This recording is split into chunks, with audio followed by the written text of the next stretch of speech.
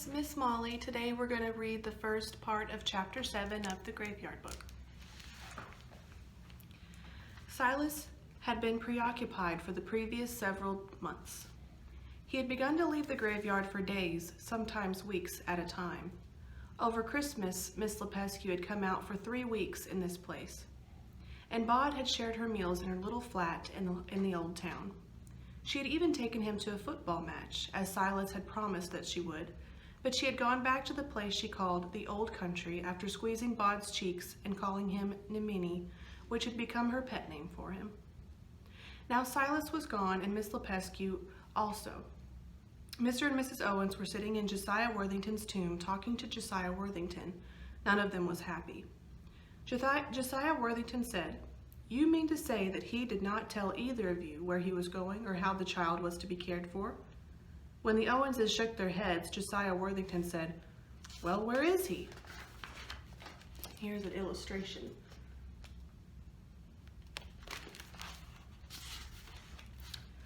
Neither Owens was able to answer. Master Owens said, "He's never been gone for so long before, and he promised when the child came to us, promised he would be here or someone else would be here to help us care for him. He promised." Mrs. Owens said, "I worry that something must have happened to him." She seemed close to tears, and then her tears turned to anger, and she said, "This is too bad for him. Is there no way to find him to call him back?" "None that I know," said Josiah Worthington. "But I believe that he's left money in the crypt for food for the boy." "Money," said Mrs. Owens. "What use is money?" "Bod will be needing money if he is to go out there to buy food," began Mr. Owens, but Mrs. Owens turned on him. "You're all as bad as each other," she said. She left the Worthington tomb then, and she went looking for her son, whom she found, as she expected to, at the top of the hill staring out over the town.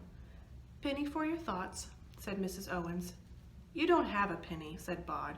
He was 14 now and taller than his mother. "I've got 2 in the coffin," said Mrs. Owens. "Probably a bit green by now, but I've still got them right enough." "I was thinking about the world," said Bod. "How do we even know that the person who killed my family is still alive, that he's out there?" "Silas says he is," said Mrs. Owens. "But Silas doesn't tell us anything else." Mrs. Owens said, "He means only the best for you, you know that." "Thanks," said Bod, unimpressed. "So where is he?" Mrs. Owens made no reply. Bod said, "You saw the man who killed my family, didn't you, on the day you adopted me?" Mrs. Owens nodded. "What was he like?" "Mostly I had eyes for you. Let me see. He had dark hair, very dark, and I was frightened of him. He had a sharp face, hungry and angry all at once he was. Silas saw him off." "Why didn't Silas just kill him?" said Bod fiercely. "He should have just killed him then." Mrs. Owens touched the back of Bod's hand with her cold fingers. She said, "He's not a monster, Bod. If Silas had killed him back then, I would be safe now. I could go anywhere." "Silas knows more than you do about all this, more than any of us do. And Silas knows about life and death," said Mrs. Owens. "It's not that easy." Bod said, "What was his name, the man who killed them?" "He didn't say, not then." Bod put his head on one side and stared at her with eyes as gray as thunderclouds. "But you know it, don't you?" Mrs. Owens said. "There's nothing you can do, Bod." "There is. I can learn. I can learn everything I need to know, all I can. I learned about ghoul gates. I learned to dream walk. Miss Lepescu taught me how to watch the stars. Silas taught me silence. I can haunt. I can fade. I know every inch of this graveyard." Mrs. Owens reached out a hand, touched her son's shoulder. "One day," she said, and then she hesitated. One day she would not be able to touch him. One day he would leave then. One day, and then she said, "Silas told me the man who killed your family was called Jack." Bod said nothing. Then he nodded. "Mother, what is it, son? When will Silas come back?" The midnight wind was cold, and it came from the north. Mrs. Owens was no longer angry. She feared for her son. She said only, "I wish I knew, my darling boy. I wish I knew." Scarlett Amber Perkins was 15, and at that moment, sitting on the upper deck of the elderly bus, she was a mass of angry hate. She hated her parents for splitting up. She hated her mother for moving away from Scotland, hated her father because he didn't seem to care that she had gone. She hated this town for being so different, nothing like Glasgow, where she had grown up. and she hated it because every now and again she would turn a corner and see something, and the world would all become achingly, horribly familiar. She had lost it with her mother that morning. "At least in Glasgow I had friends," Scarlett had said, and she wasn't quite shouting and she wasn't quite sobbing. "I'll never see them again," all her mother had said in reply was, "At least you're somewhere you've been before. I mean, we lived here when you were little." "I don't remember," said Scarlett, "and it's not like I still know anyone. Do you want me to find my old friends from when I was 5? Is that what you want?" And her mother said, "Well, I'm not stopping you." Scarlett had gone through the whole of the school day angry, and she was angry now. She hated her school and she hated the world, and right now she was particularly hated the town bus service. Every day when school was over, the 97 bus to the city center would take her from her school gates all the way to the end of the street where her mother had rented a small flat. She had waited at the bus stop on that gusty April day for almost half an hour, and no 97 buses had appeared. So when she saw a 121 bus with city center as its destination, she had climbed aboard. But where her bus always turned right, this one turned left into the old town, past the municipal gardens in the old town square, past the statue of Josiah Worthington, and then crept up a winding hill lined with high houses as Scarlett's heart sank and her anger was replaced with misery. She walked downstairs, edged forward, eyed the sign telling her not to speak to the driver when the vehicle was in motion, and said, "Excuse me, I wanted to go to Acacia Avenue." The driver, a large woman, her skin even darker than Scarlett's, said, "You should have gone to the 97 then." "But this goes to the city center." "Eventually, but even when you get there, you'll still need to get back." The woman sighed. "Best thing you can do, get off here, walk back down the hill. There's a bus stop in front of the town hall. From there you can catch the number 4 or the 58. Both of them will take you most of the way to Acacia Avenue. You could get off by the sports center and walk up from there. You got all that?" "The 4 or the 58. I'll let you off here." It was a request stop at the side of the hill, just past a large pair of open iron gates, and it looked uninviting and dismal. Scarlett stood in the open doorway of the bus until the bus driver said, "Go on, hop it." She stepped down onto the pavement, and the bus belched black smoke and roared away. The wind rattled the trees on the other side of the wall. Scarlett began to walk back down the hill. This was why she needed a mobile phone, she thought. If she was so much as 5 minutes late, her mother would freak, but she still wouldn't buy Scarlett a phone of her own. Oh well. She would have to endure another shouting match. It wouldn't be the first, and it wouldn't be the last. By now she was level with the open gates. She glanced inside and, "That's odd," she said aloud. There's an expression, déjà vu, that means that you feel like you've been somewhere before, that you've somehow already dreamt it or experienced it in your mind. Scarlett had experienced it, the knowledge that a teacher was just about to tell them that she'd been to Inverness on holiday, or that someone had dropped a spoon in just that way before. This was different. This wasn't a feeling that she had been here before. This was the real thing. Scarlett walked through the open gates into the graveyard.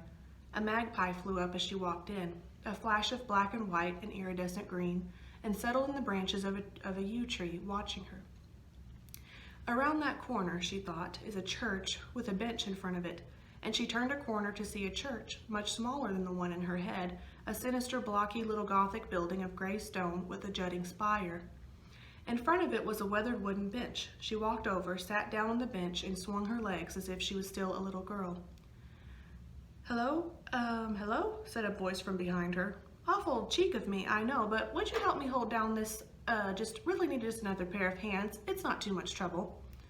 Scarlett looked around and saw a man in a fawn-colored raincoat squatting in front of a gravestone. He was holding a large sheet of paper which was blowing about in the wind. She hurried over to him.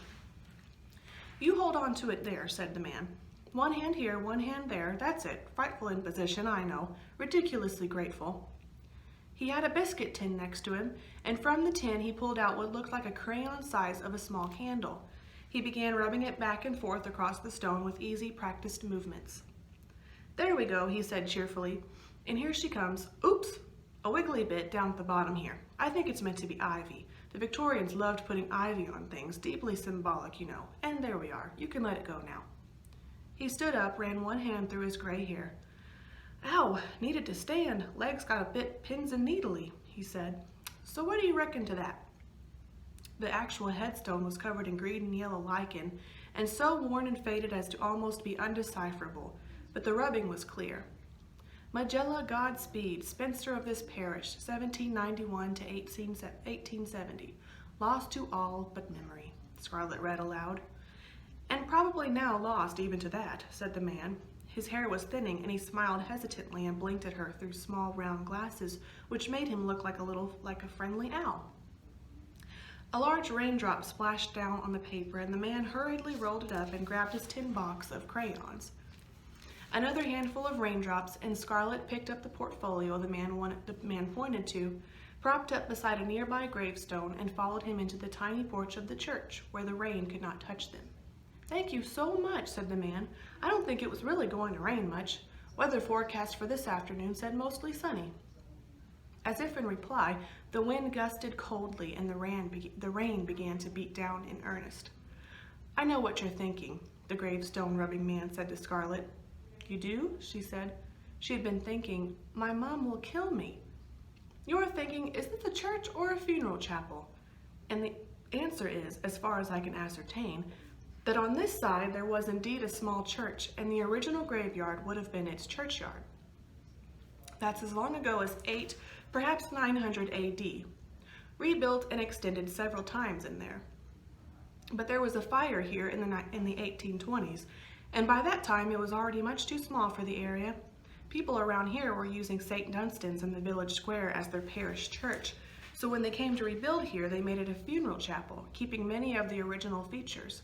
The stained glass windows in the far wall are said to be original. "Actually," said Scarlett, "I was thinking that my mom is going to kill me. I got the wrong bus and I am already so late home." "Good Lord, you poor thing," said the man. "Look, I only live just down the road. You wait here." And with that, he threw his portfolio, his tin of crayons, and his rolled up sheet of paper into her hands, and he set off a trot down to the gates. His shoulders hunched against the driving rain. A couple of minutes later, Scarlett saw the lights of a car and heard the sound of a car horn. Scarlett ran down to the gates where she could see the car, an elderly green Mini. The man she had been talking to was sitting in the driver's seat. He wound down his window. "Come on," he said. "Where exactly am I taking you?" Scarlett stood there, the rain running down her neck. "I don't take rides from strangers," she said. "Quite right, too," said the man. "But one good turn deserves, and, all that. Here, put the stuff in the back before it gets soaked." He pulled open the passenger door, and Scarlett leaned inside and put his grave rubbing equipment down on the back seat as best she could. "Tell you what," he said. "Why don't you phone your mother? You can use my phone and tell her my car's number plate. You can do it from inside the car. You're getting soaked out there." Scarlett hesitated. Rain was beginning to plaster her hair down. It was cold. The man reached over and handed her his mobile phone. Scarlett looked at it. She realized she was more afraid of calling her mother than she was of getting into the car. Then she said, "I could call the police too, couldn't I?" "You certainly can, yes, or you can walk home, or you can just call your mother and ask her to come and pick you up." Scarlett got into the passenger seat and closed the door. She kept hold of the man's phone. "Where do you live?" the man asked. "You really don't have to. I mean, you could just take me to the bus stop. I'll take you home. Address? 102A Acacia Avenue. It's off the main road, a wee bit past this big sports center." "You are out of your way, aren't you?" "Right. Let's get you home."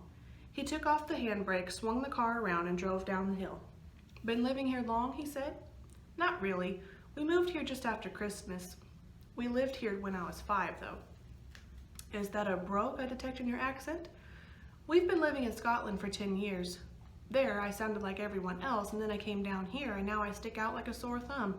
She had wanted it to sound like a joke, but it was true, and she could hear it as she said it. Not funny, just bitter. The man drove to the Acacia Avenue, parked in front of the house, then insisted on coming up to the front door with her. When the door was opened, he said, "Frightfully sorry, I took the liberty of bringing your daughter back to you. Obviously you taught her well, shouldn't accept rides from strangers. But, well, it was raining. She took the wrong bus, wound up on the other side of town. Bit of a mess all around, really. Say you can find it in your heart to forgive her and, me." Scarlett expected her mother to shout at both of them, and was surprised and relieved when her mother only said, Well, you couldn't be too careful these days. And was Mr. a teacher, and would he like a cup of tea? Mr. said his name was Frost, but she should call him Jay. And Mrs. Perkins smiled and said he should call her Nuna, and she'd put the kettle on. Over tea, Scarlett told her mother the story of the wrong bus driver and how she had found herself at the graveyard and how she met Mr. Frost by the little church. Mrs. Perkins dropped her teacup. They were sitting around the table in the kitchen, so the cup didn't fall very far and it didn't break, just spilled the tea. Mrs. Perkins apologized awkwardly and went and got a cloth from the sink to mop it up. Then she said, "The graveyard on the hill in the old town, that one?" "I live over that way," said Mr. Frost. "Been doing a little of grave rubbings." "And you know it's technically a nature preserve?" Mrs. Perkins said, "I know," thin-lipped. Then she said, "Thank you so much for giving Scarlett a ride home, Mr. Frost." Each word might have been an ice cube. "Then I think you should leave now." "I say, that's a bit much," said Frost amiably.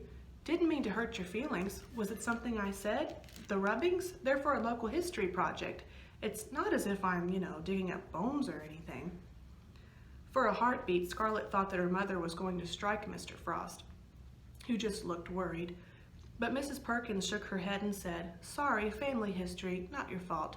As if she was making a conscious effort, she said brightly, "Scarlett actually used to play in the graveyard when she was little.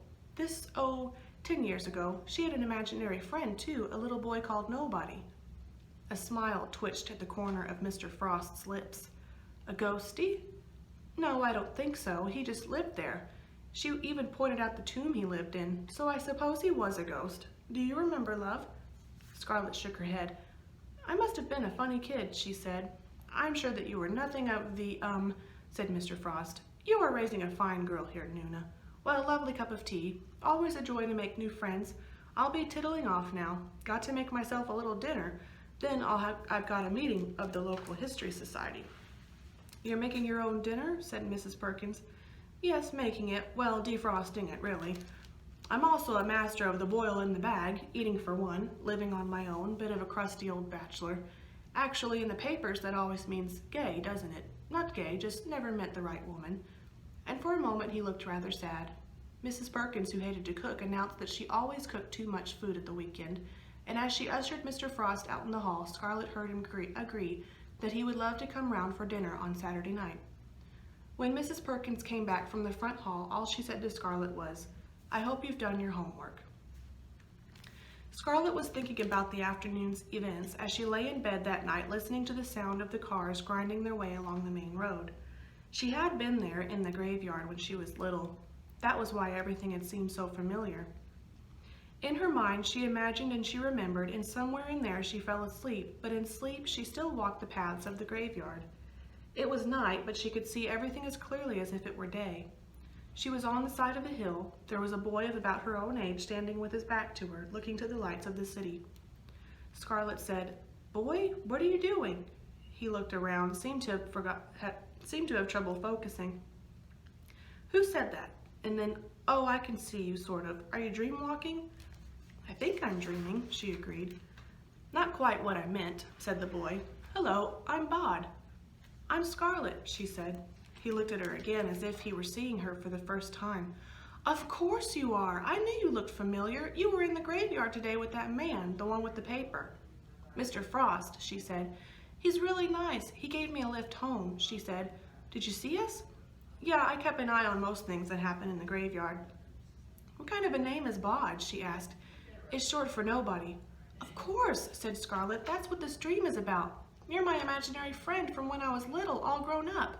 He nodded. He was taller than she was. He wore gray, although she could not have described his clothes. His hair was too long, and she thought it had been some time since he had received a haircut. He said, "You were really brave. We went deep into the hill and we saw the Indigo Man and we met the Sleer." Something happened then in her head. A rushing and a tumbling, a whirl of darkness and a crash of images. "I remember," said Scarlett, but she said it to the empty darkness of her bedroom and heard nothing in reply but the low trundle of a distant lorry making its way through the night. Okay, and we're going to stop there and tune in next week for another section of Chapter 7.